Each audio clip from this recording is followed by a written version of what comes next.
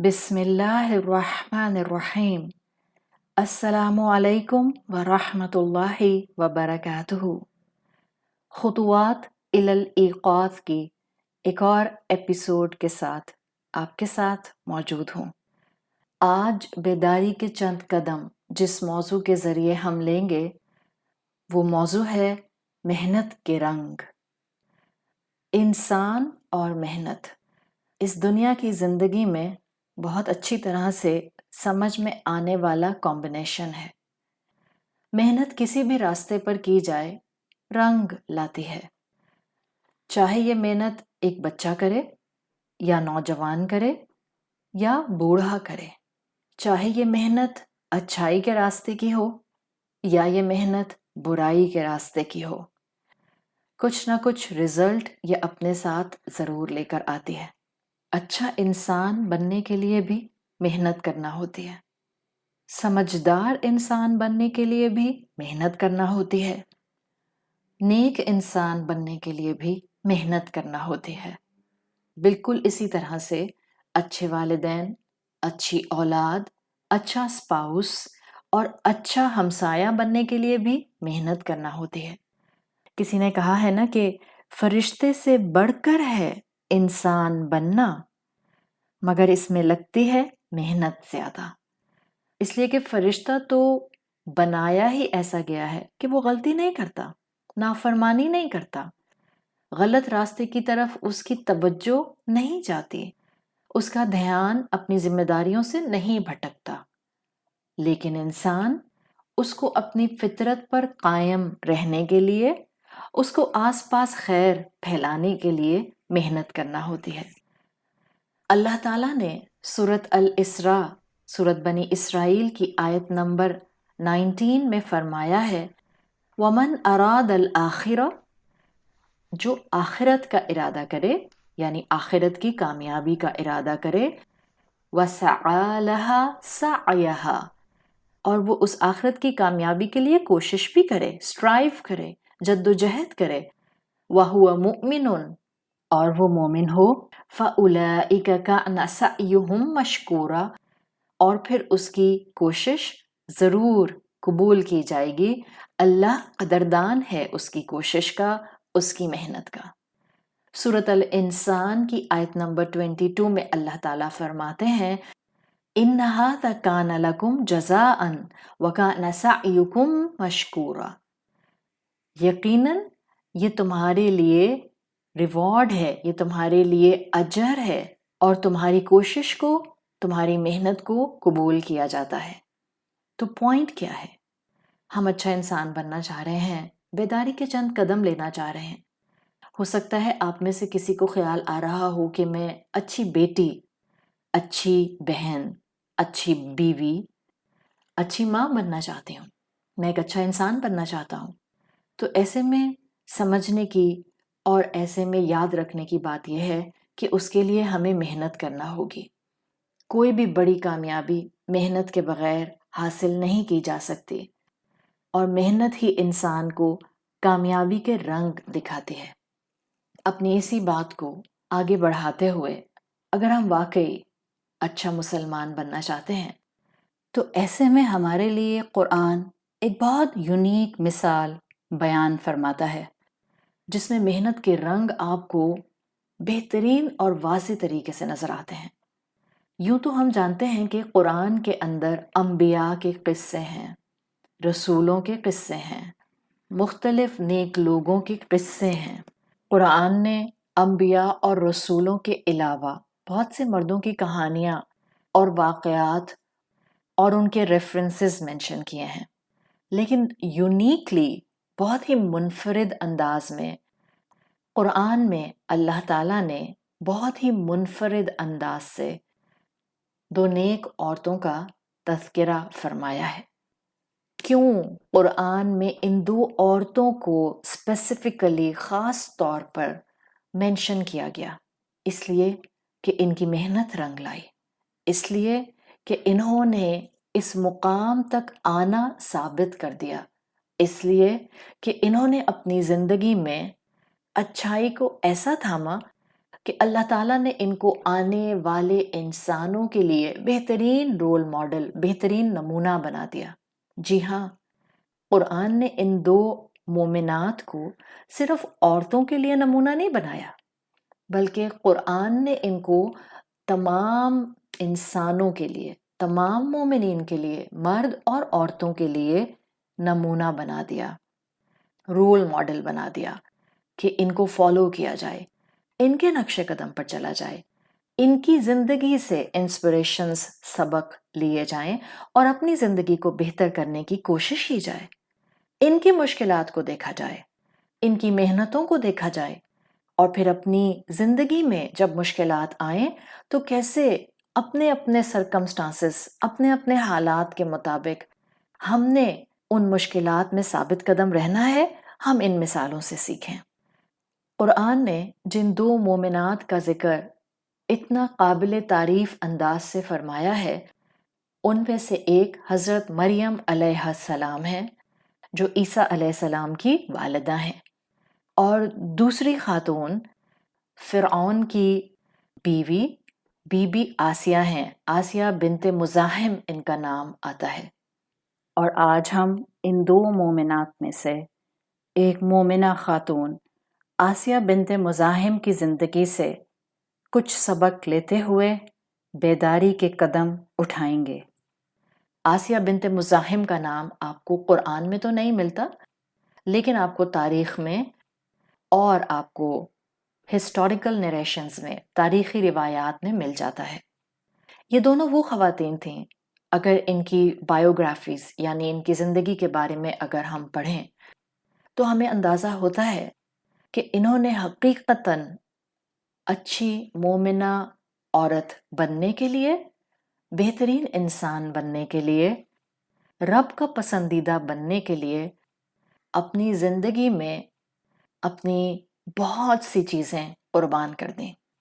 اگر ہم be be Asiya بنت مزاحم کی طرف دیکھتے ہیں تو سورۃ تحریم کی آیت نمبر 11 میں اللہ تعالیٰ نے فرمایا ہے وَضَرَبَ اللَّهُ مَثَلًا لِلَّذِينَ آمَنُوا امرأة فرعون۔ اللہ تعالیٰ تمام مومنوں کے لیے جو ایمان لے کر آئے ہیں، لِلَّذِينَ آمَنُوا، جو ایمان لائے ہیں، مرد اور عورتیں دونوں شامل ہیں، ان کے لیے فرعون کی بیوی کی مثال بیان کرتے ہیں۔ اذ قالت، جب انہوں نے کہا رب ابن لی عندک بیتا فی الجنہ، اے میرے رب میرے لیے خاص طور پر اپنے پاس جنت میں ایک گھر بنا دیجئے، وَنَجِّنِي مِن فِرْعَوْنَ وَعَمَلِهِ، اور مجھے فرعون اور اس کے عمل سے بچا لیجئے، وَنَجِّنِي مِنَ الْقَوْمِ الظَّالِمِينَ، اور مجھے ظالموں کی قوم سے نجات دیجئے۔ تفاسیر، انٹرپریٹیشنز اور مختلف نریشنز یہ بتاتے ہیں کہ بی بی آسیہ بنت مزاحم نے یہ دعا اس وقت کی تھی جب ان کے شوہر فرعون نے ان کے اوپر ظلم کرنا شروع کر دیا۔ کیوں؟ فرعون نے اپنی بیوی پر ظلم کیوں کیا؟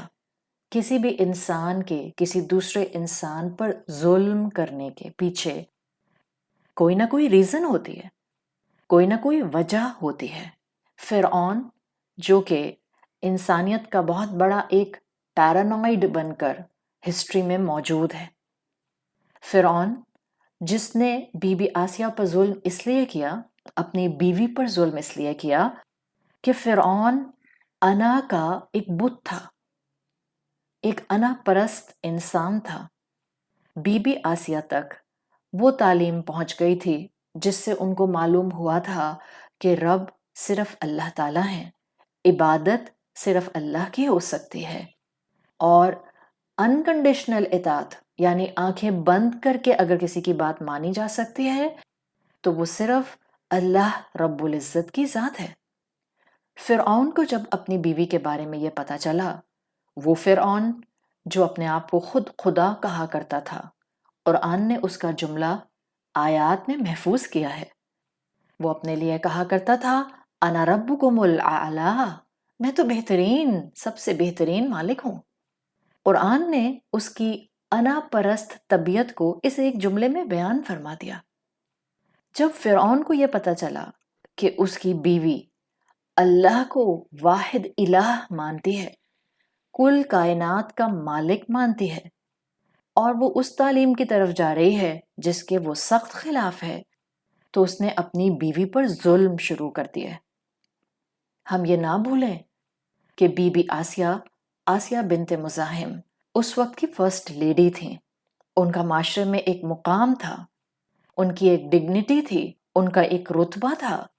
دنیا کی ہر نعمت، ہر لگژری، ہر آرام، ہر سکون ان کے پاس موجود تھا۔ ہم جان سکتے ہیں کسی بھی معاشرے کے ایسے مقام رکھنے والے خاندان کے پاس کیا کچھ نعمتیں ہو سکتی ہیں، اور وہ تو فرعون تھا جس کے پاس خزانوں کے خزانے تھے۔ بادشاہ کی بیوی ہونے کے باوجود انہوں نے کس چیز کو اپنے لیے پسند کیا؟ خاموشی سے نعمتوں میں رہتی اور دل دل میں اللہ کو الہ مانتی رہتی، اللہ کی فرما برداری چھپ چھپ کر کرنے کی کوشش کرتی رہتی۔ لیکن دنیا کی زندگی میں کسی بھی شعبے کے اندر جب محنت کی جاتی ہے تو سب کو نظر آتی ہے، جب محنت کی جاتی ہے تو اس میں خون پسینہ بہتا ہے، اس میں تھکن ہوتی ہے، اس میں آنسو گر جاتے ہیں، اس میں انسان اپنی مکمل صلاحیت میں اپنی پوری جدوجہد کر جاتا ہے۔ بی بی آسیہ نے بھی یہی کیا۔ اللہ کی بندی بننے کے لیے انہوں نے اللہ کا الہ ہونا واضح کیا، اس لیے کہ وہ نہ صرف خود اللہ کی بندی بننا چاہتی تھیں، وہ تو چاہتی تھیں کہ جو خیر ان کو معلوم ہو گیا ہے وہ خیر وہ اپنے آس پاس کے لوگوں کو بھی بتا دیں۔ جب بی بی آسیہ بنت مزاحم نے اپنے ایمان کا اظہار کیا تو فرعون کو غصہ آ گیا، اور جب فرعون کو اندازہ ہوا کہ بی بی آسیہ اپنے اس قدم سے پیچھے نہیں آئیں گی تو اس نے ظلم شروع کر دیا۔ بی بی آسیہ نے فرعون کے ظلم سہے۔ نیریشنز، روایات، تاریخ میں آسیہ بنت مزاحم پر کیے جانے والے مظالم قلم بند کیے جا چکے ہیں۔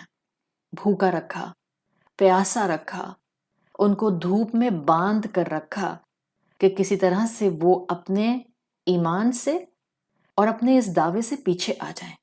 لیکن آسیہ بنت مزاحم نے محنت کی، اپنے ایمان پر ثابت قدم رہیں اور اپنے رب کو ہی الہ مانا، اور جب فرعون کے ظلم بڑھ گئے تب انہوں نے اپنے رب سے دعا کی۔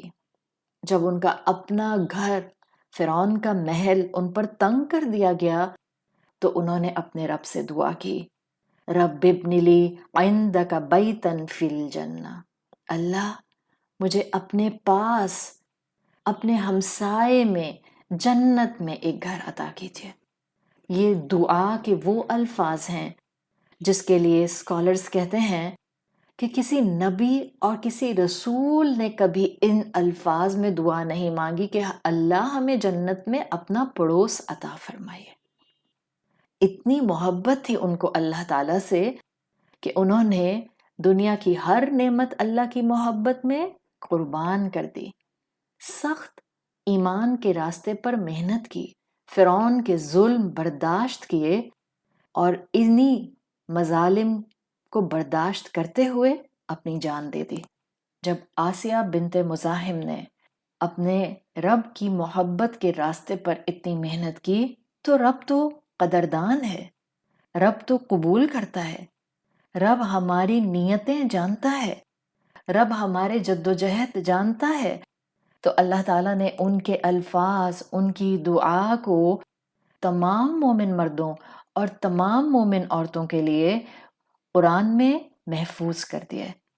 اور ہم جب بھی سورۃ التحریم پڑھتے ہیں ہم آسیہ بنت مزاحم کی دعا کو اپنے رب سے مانگتے ہیں، ان کے الفاظ کو دہراتے ہیں، اور جو دعا انہوں نے مانگی اس کے پیچھے ان کی محنتیں، اس کے پیچھے ان کا ایمان، اس کے پیچھے ان کی استقامت، اس کے پیچھے ان کا رب کے راستے پر محنت کرنا موجود تھا۔ جب ہی ان کو محنت کے یہ رنگ نظر آئے بہت بڑی چیز مانگی تھی، بہت بڑا ریوارڈ، بہت بڑا اجر مانگا تھا، اس لیے کہ انہوں نے اپنی زندگی میں قیمت بہت بڑی ادا کی تھی، جدوجہد بہت کی تھی، جہاد بہت کیا تھا، محنت بہت کی تھی۔ تو اللہ تعالیٰ نے ان کو ان کی محنت کا رنگ یہ دیا کہ ان کو تمام مسلمانوں کے لیے رول ماڈل بنا دیا۔ ہمیں بھی اپنی زندگی میں آسیہ بنت مزاحم سے سبق لینے ہیں، اور وہ سبق کیا ہیں؟ فرعون جیسا انسان تو دوبارہ پیدا نہیں ہوگا، وہ تو سب سے زیادہ شیطان کی باتوں میں آنے والا انسان تھا۔